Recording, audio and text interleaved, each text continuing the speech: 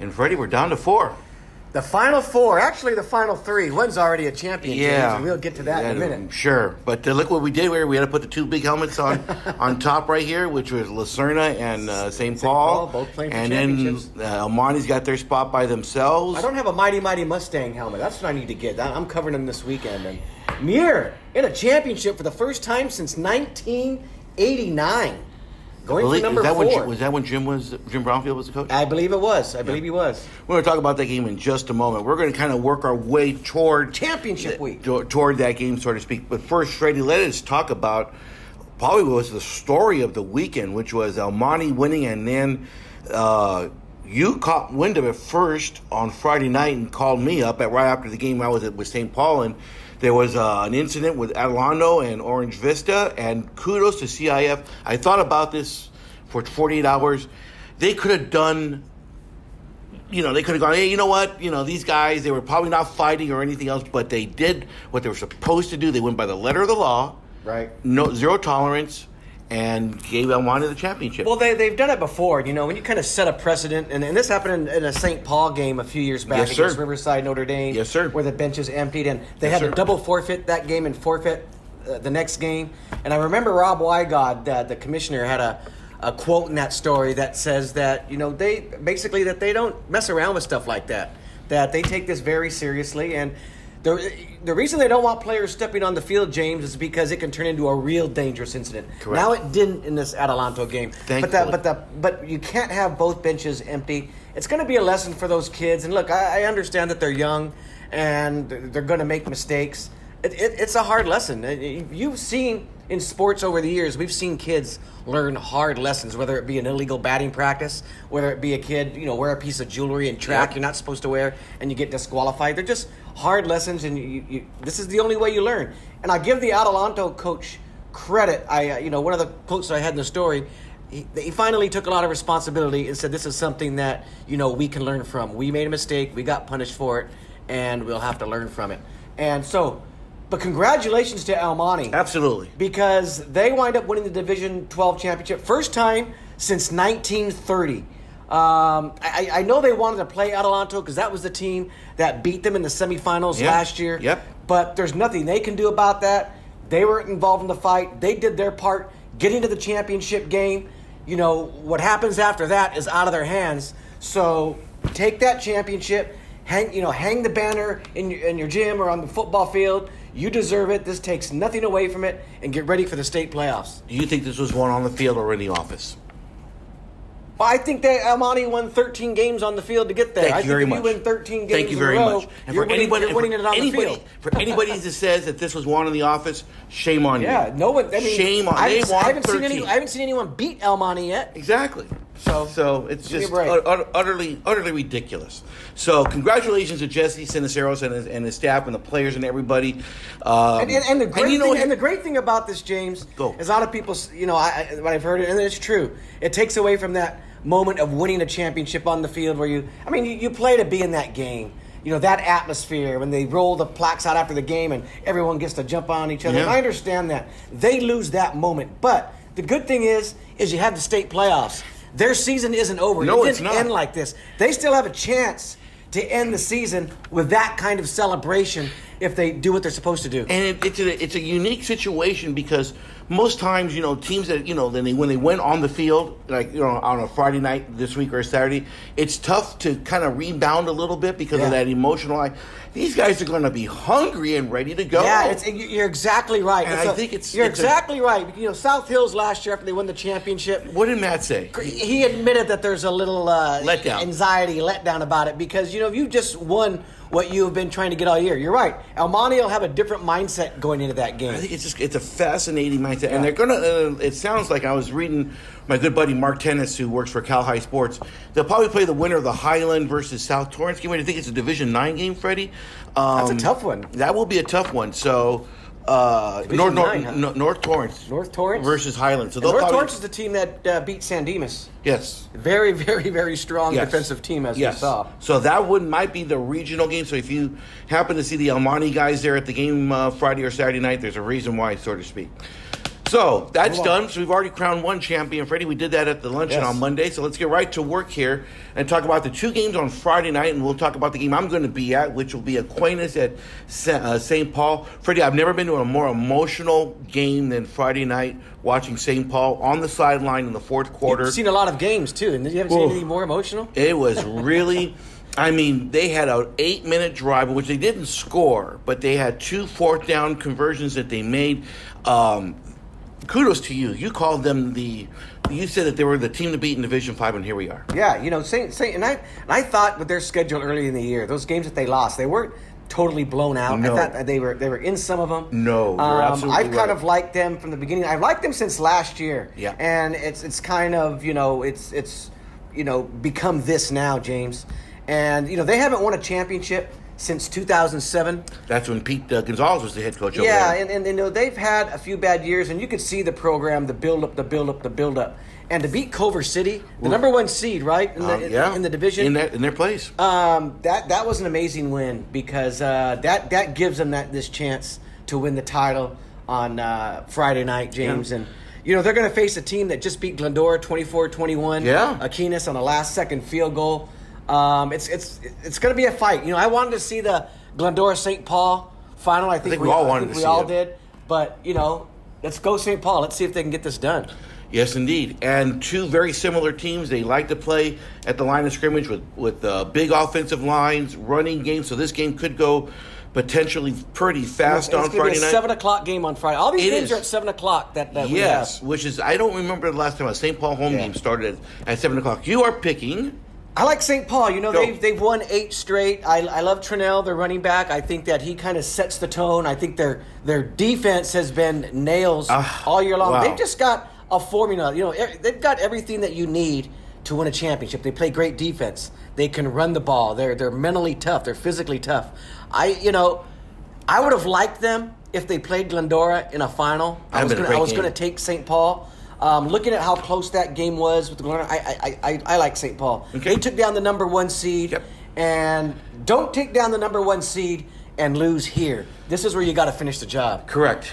A couple of things. First, this game's at the Pit. Mm-hmm. St. Paul is just notoriously tough to beat at home. And if you're going to go to the game, folks, you better get there real early because there's no seating on the visiting side of the field. Everything is on the home side. So if you're going to go to the game, get there really early to get your best seat. I like St. Paul as well, Freddie. Yeah. I think they're going to win as well. Let's go to Division 11, where Muir is taking on Marina. This game is at Westminster High School, Freddie. I'm looking at the. It is at Westminster. Yeah, it is. I'm looking on our monitor here. Okay, well, good, because I was going to go to Marina on Friday night. You would have been by yourself. You were asking about the press box, and you would have had the whole stadium to yourself there, buddy. But all kidding aside, it is at Westminster High School with a 7 p.m. start on Friday. Freddie, let's talk. First, let's get some things out of the way. Freddie is going to the game. This is an emotional game for Freddie because his mom and dad both went to Muir. He's been Mr. John Muir High School for many years. When I went to the Turkey Bowl this year, the Turkey Tussle this year. Oh, my gosh, you call it the Turkey Bowl. Turkey Tussle, my bad, this year. This guy is like a god at Muir. They all asked about Freddie Robledo.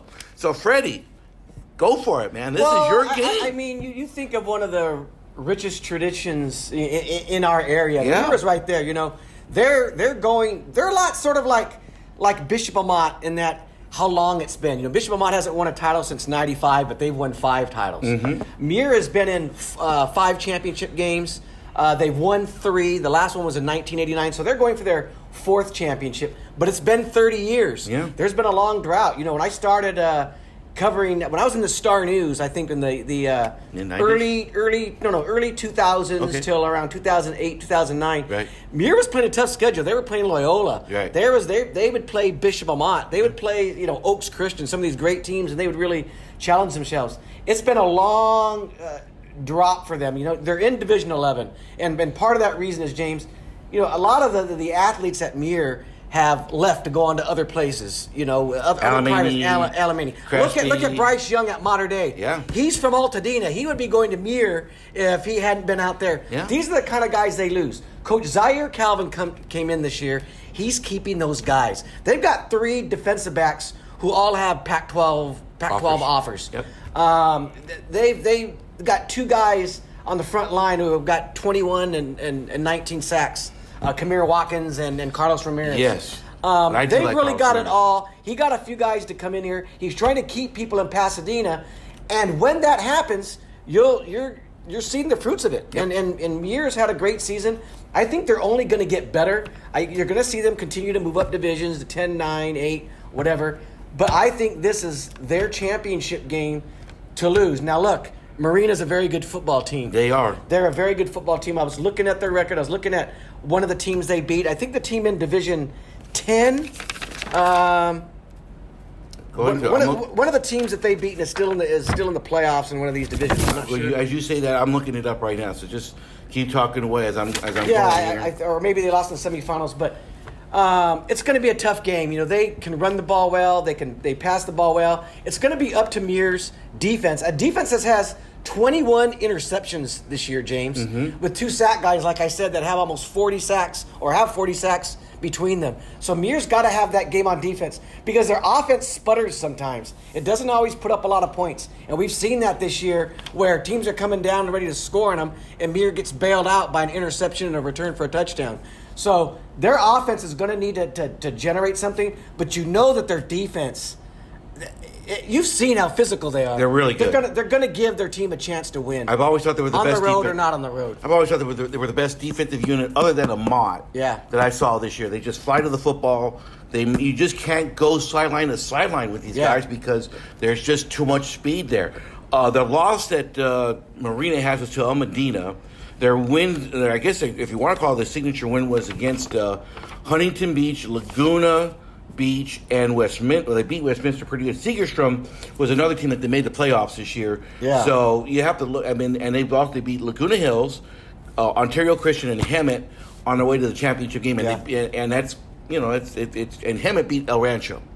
I do know that from a couple weeks ago. I really like Muir's quarterback, too, Aronis Harris, and that kid is an absolute coach. He had a big game in the semifinal, his 2 touchdown passes. And look, they jumped out to they wound up winning, I think, 31-29, something like that. Yep. But they jumped out to a big league, and those points came late in the game.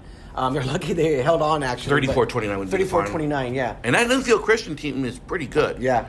They're pretty darn good. Wow, what you are picking, and, of course, you are picking. I've said Muir. I've said Muir all year long. I thought this was a division they should win, given all of the talent that they have. And but look, Marina's a very, very, very good football team. Muir's been in close games against teams that you thought they would put away early. But I'm going to go with Muir. I'm going to go with Muir in their first title since Too many athletes. Yeah. Too many athletes for me to pick against Muir. I'm picking them as well. I just think that and I don't think this game is going to be close too, Freddie. I think this game is going to be a runaway. You'll be able to have your story in by 9:30 that night. Wow, I don't think that's the case. But go ahead. I just think that they just got hot at the right time of the year. So those are the 2 Friday night games. Those games you'll be able to watch on the Fox Sports Prep Zone, as well as the Saturday game that involves Lucerna. They have probably the biggest challenge of the 3 teams that are playing this weekend. Pacifica, against Oxnard Pacifica. It is 7 o'clock at Cal High School. Freddie, Lucerna trying to finish off the deal here and run the table at 14-0, I believe. Yeah, and we were wondering when they were going to have a real tough game, and they got that. They got it for sure. What was the final? 14-7 over 14-7, San Jacinto. And we kind of saw that going into the game. Both teams offensively and defensively were kind of similar to each other. Yep. But Lucerna did what they had to do to win that game. You're right, James. This is going to be a super, super tough game. This is their 5th final since 2010 that Lucerna's been in. Absolutely great. Andrew Henriquez, their quarterback, he's thrown for over 2,200 yards, nearly 30 touchdowns. 3-year starter for him. I thought their defense, I watched them in the second round against Los Altos, and I thought their defense, especially up front, was so good the way they were able to get to the quarterback. Yeah. But again, I haven't seen Oxnard Pacifica all year long. I was looking at their record and some of the teams they beat. They're the 2nd seed out of the Pacific League. Yep. Man, speed. It's going to be tough. They have speed. A lot of speed. This is their first trip to the finals since 2007. Yes. This is a tough one, James. It really is. And Cal Prep's had a tough one with this one too. I think they made Lucerna a 1-point favorite. I mean, it's going to be an entertaining game. Yeah, and man. I would feel like a homer if I picked all three of our area teams, and if there was one game that I thought had the team that had the chance to lose, the most chance to lose, it was this game. I'm going to take Pacifica in this game. Okay. I think Lucerna being at home is going to help. But I don't know if I guess you would call this the upset, the 1-point upset. It could be. I'm going to take Lucerna, but again, this is a flip a coin game for it. It can go either way here. One thing I do know that Lucerna has is discipline.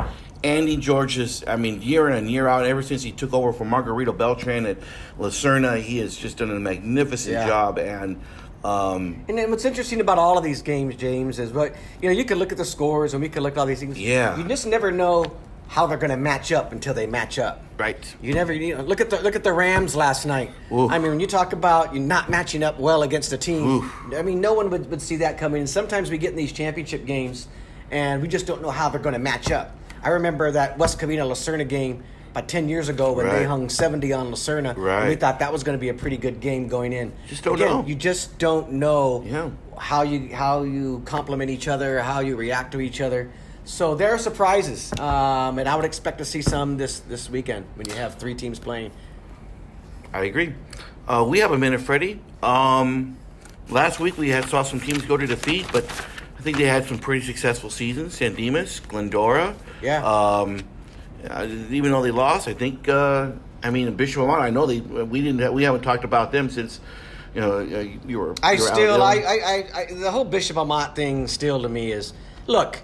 The worst team in their league is playing for a championship this weekend, while the best team in their league has to play the number one team in the nation. Isn't that quite ironic? It's just a silly system when you look at it that way. I mean, what are leagues for? You go in there and you dominate league, you go undefeated, and you say, hey, since the last place team in our league has been the worst team in our league for the last few years, let's go ahead and put them in a division that they have a chance to win. That's going to dumb it down. You want to hear something funny? So here's Loyola playing for a championship this weekend. I mean, it's just... You want to hear something funny, too? What? It is what it is. Loyola's leaving the Mission League next year because of the formula. They're going to be in the Angeles League. So it's going to be St. Paul, St. Francis, Loyola, and Crespi.